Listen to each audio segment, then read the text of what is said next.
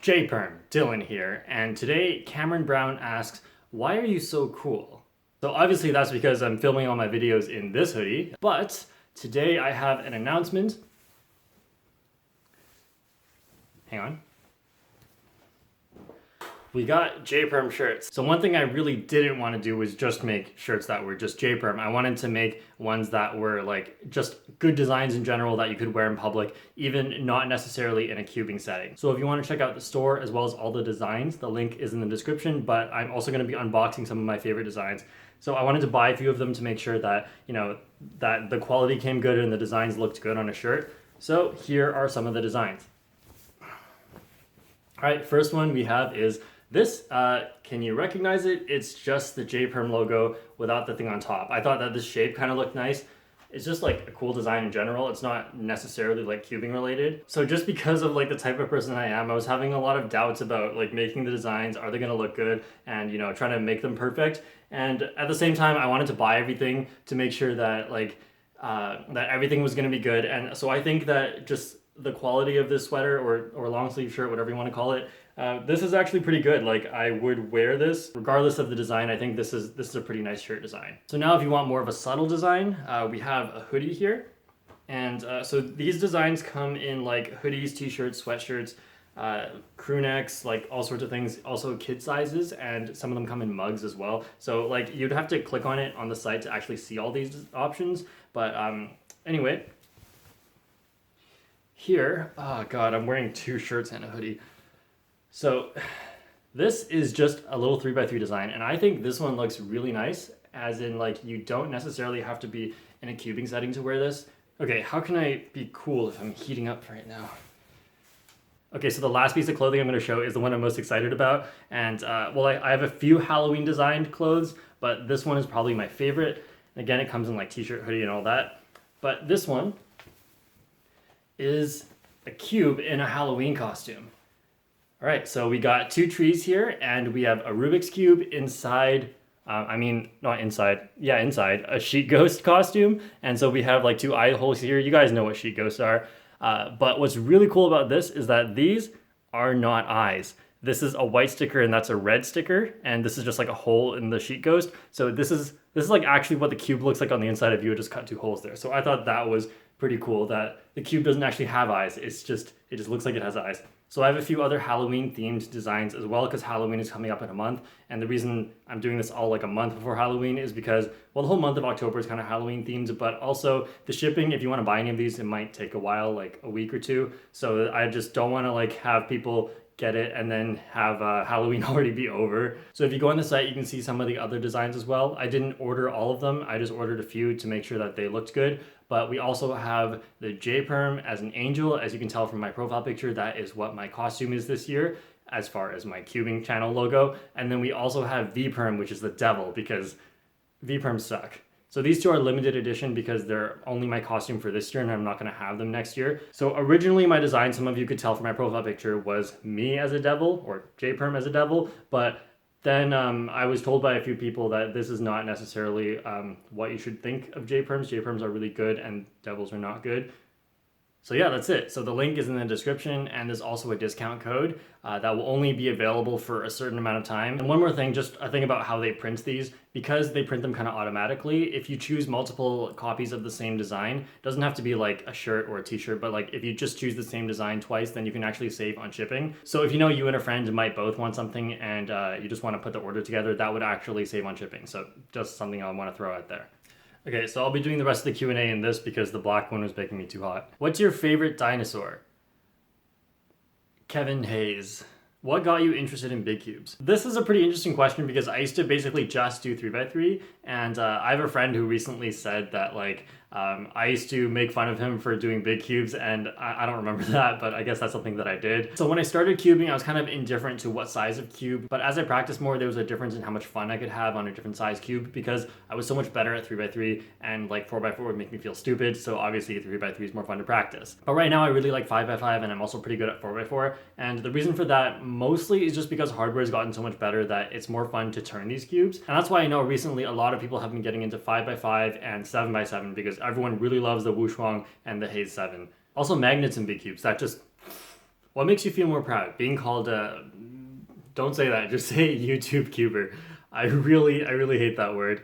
Or cuber, or a YouTuber. So if you lump me in with all the YouTubers, I don't know if that's like a really great way to categorize it, and that's because I think a lot of YouTubers, like the general mindset of a YouTuber, like a generic YouTuber, is that they want to have their personality be like what they're marketing to the world. And so if you look at some of the top YouTubers, then that's basically what they're doing. For example, PewDiePie used to do gaming, but then now he just does himself. And I think more of what I was doing from the start was trying to make cubing tutorials, and that's because I wanted to be like a better member of the cubing community, which I really regret not getting more into it when I was younger, because my competition results could be better right now, and also I could have contributed, like made a bigger impact when I knew I could have, but I was busy doing other things, partially just because I felt like, and I know some of us feel this, that cubing is kind of like a waste of time, but you know, it's because I wasn't really invested in the community. And if you make friends with it, you have fun with it, and it defines a big part of your life, then that doesn't make it useless. I didn't realize that because I wasn't doing those things. I was just like doing it as an offhand hobby, and it just felt like sometimes I was wasting my time because I could be doing other more productive things. But if you make that thing that you love into the productive thing, like what I've been doing with a YouTube channel and have been practicing to get my competition results better, then I think that's so much more valuable. So with that being said, I think I'm most proud about just being a cuber, because I feel like YouTube versus cubing, I'm a lot better at cubing, and I just like teaching people how to get better at cubing. If you can choose between getting a world record in an event but bad at other events, or decent in all events, what would you choose? So the reason I think this is not a very good question is because I could just pick 7x7, and if I pick that, then I'm automatically good at every event down to 4x4, I guess, maybe not 3x3, or I would just choose to get a 5-blind world record, because if you're good at 5-blind, you're automatically good at all of the other blindfolded events. If you mean be good at like one obscure event like Scoob, I guess I would not pick that one. But like just given the question at face value, I would choose 7x7 to have the world record in, and I don't care if I'm bad at the blindfolded, the Scoob, 2x2, like all that, I'll just be good at all the N/Ns, and basically I'm Max Park. What is your favorite channel on YouTube? My favorite channel that's not cubing related would be Casually Explained. Just the way he says some of these things and the way he delivers his jokes is really cool. And my favorite cubing channel, as in I will not miss a video from this channel, is DG Cubes. His Q&As and just some of the stuff that he does is really creative, and I just think he's a really funny person. How's your experience with nerves in competitions? I get most nervous for 3x3, so it's a bit weird because for 3x3 I have so much more practice, so I should be more confident in it, but the thing is, trying to beat what I have at home is such a high bar I have to pass, and for something like 5x5, especially as I was improving, trying to beat what I had at home was quite a lot easier because I didn't have as good like home results. But I think over time I'm slowly like getting the hang of it, so I still get nervous in 3x3 most, but it doesn't really affect me as much as it used to. In the middle of something, maybe work or responsibilities, you pick up a cube. For how long do you cube before going back to work? Oh boy, I'm so guilty of this. I have cubes on my desk where I like do homework and stuff all the time, and I'll pick it up and do like a PLL or two. That's like when I'm really responsible. When I'm not responsible, I'll cube for about 3 hours, get too tired because I've been cubing, and then just go to bed, and then wake up the next day really early and continue doing my homework there. Not the most responsible thing, but you know, love cubing. What are you gonna do? So what's the best non-magnetic cube? I'm gonna say if this is price related, then just get the YJ MGC because it's like a super cheap magnetic cube and it's also really good. I can get really good times on it.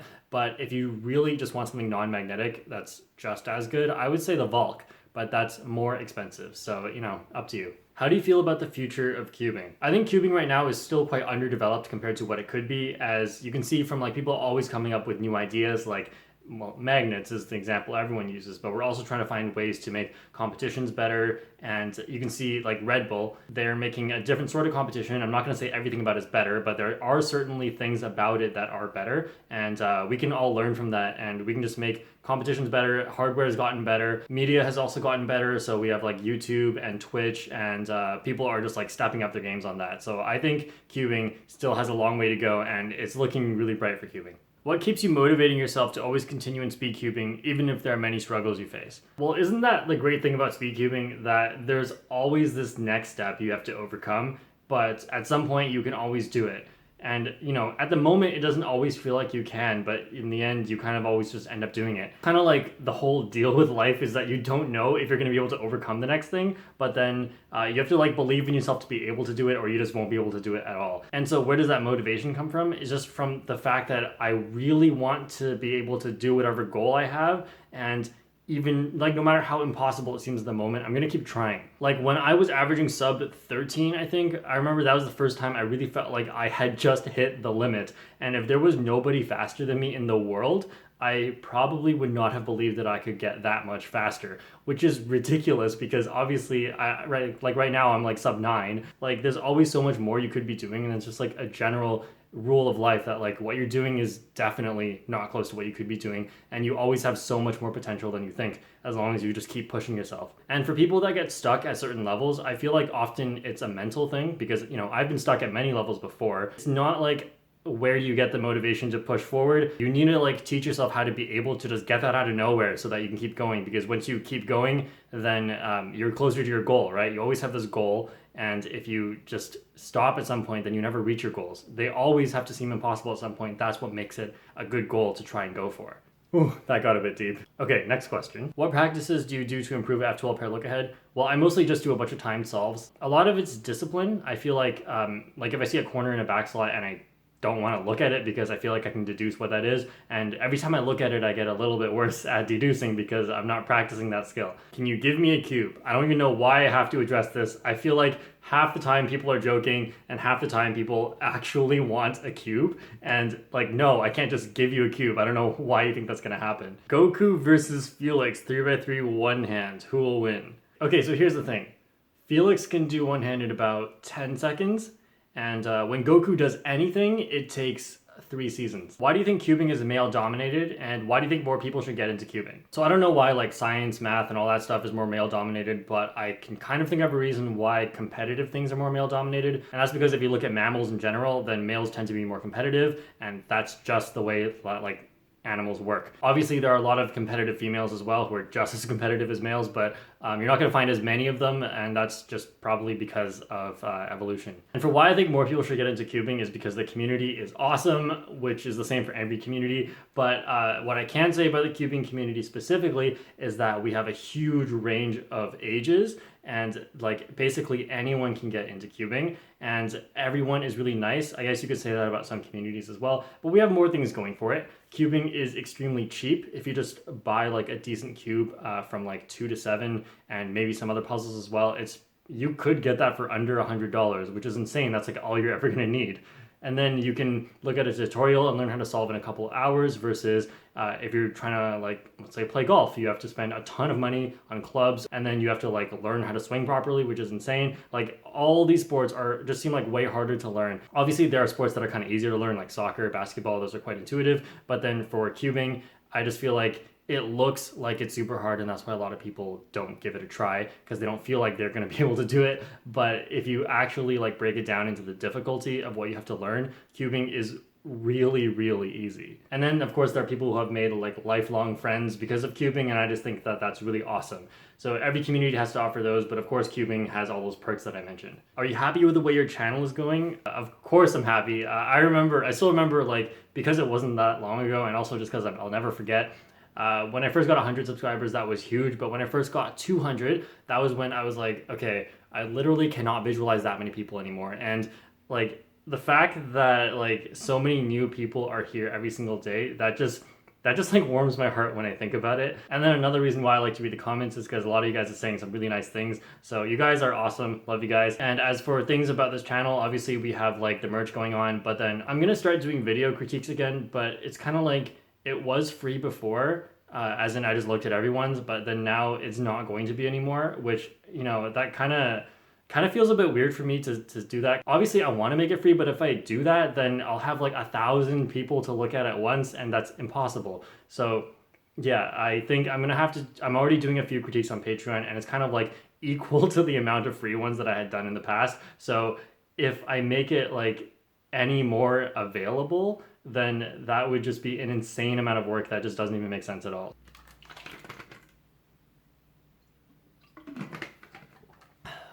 So it's been like what, 15 minutes into the video. It doesn't even matter what I do, right? No one's still here. So in a recent video, I did an impression of Jaden McNeil, and I know a lot of you guys like that, so thank you for that. So now I thought I'd just take a break in the Q&A and show you guys one of the many talents that I have, and this one is crossing just one eye. I can also do the other one. Yeah, some people say that's creepy, but honestly, it's not weird. Like, if I could make my eyes go apart, that would be weird. But when you make them go together, I'm actually just like focusing on a point that's like right here. So if you guys know how to cross your eyes and then just like move your finger over to right in front of one eye, then you're basically just crossing one eye. Okay, so we have a lot of questions here, but I think I'm just gonna answer a few of them. Do you bring any cube with you at all times? And yes, I always bring a 2x2 because it's fast. I always bring my main 3x3, and I typically bring a 5x5 or 6x6 depending on what I'm feeling. And I'll pretty much always have those in my backpack, and like as I'm walking around school, like my shoulders just like are killing me, but I think it's because of my laptop, but I know if I moved some of those cubes out, it would be lighter. But you know, you never know when you're gonna have a cubing emergency and just need to have your cubes with you. And how long do I cube during a day? It's typically gonna be an hour on like a regular day, but if it's a day where I get a lot of practice time, it could be like up to 5 hours, but I usually don't get days like that. I've been watching since 174 subscribers. Oh, well, thank you. It's been a year and a half, I think. So thanks for being with me all this time. And so tell us about the first time learning cubing or buying a speed cube. All right, let me think of the story. So when I first started cubing, I learned from Pogobat's tutorial, which had a lot of things like missing. Like he didn't talk about what to do if like you had a flipped edge in the second layer, and all those things you had to like figure out yourself. So the tutorial was like, it was good. It was like 15 minutes or so, but it wasn't like complete. So anyway, I did a lot of figuring out, and then I realized, wow, look ahead is a thing. I didn't realize I had to like look for pieces like that. So I think before I had like learned about speed cubing at all, I got my average down to like 40 seconds when I was just like doing really good look ahead during the second layer, but that was on like a classic Rubik's brand cube, so that was really bad. So then going into buying my first speed cube, my first one was a stickerless Guhong because I knew Guhongs were good, and I also did not know stickerless cubes existed. I also didn't know they weren't competition legal, but it didn't matter. I wasn't going to competitions, and I just thought it looked really nice. Didn't have to deal with stickers. And then I also got a V-Cube 6, as some of you guys know, and the V-Cube 6 was trash. It was like, I didn't know what a 6x6 was supposed to feel like, but I did not own a 4x4 or a 5x5, and so the 6x6 was just like kind of fun. And at some point I lost my cubes. I still had my 6x6, so I used the outer layers, or the outer 2 layers, as a 3x3, and then I was still averaging about 40 seconds, and then I got a Zanchi and I was like sub 30. And then when I was sub 30 was when I started learning about F2L, because that's when I learned about F2L. So I really wish that like cubing tutorials were like more common, but I guess I wasn't on YouTube, like watching YouTube that much, so kind of have myself to blame. But at the same time, like nowadays, if you got into cubing and just search anything about it, you would find all the tutorials and all the info you need and competitions, all that stuff right away. And I think that's why like right now is a really good time to get into cubing compared to a long time ago, because everything's available, and we have people improving so fast, probably just because the information is so much more well organized, the algorithms are better developed, best practices are like more developed. So yeah, everything cubing right now has just been so much better than it was before. Any tips for growing a cubing YouTube channel?